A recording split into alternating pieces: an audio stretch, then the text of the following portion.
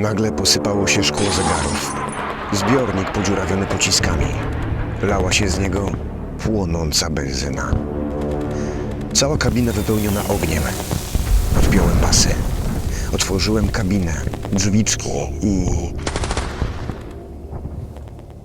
Mamy to?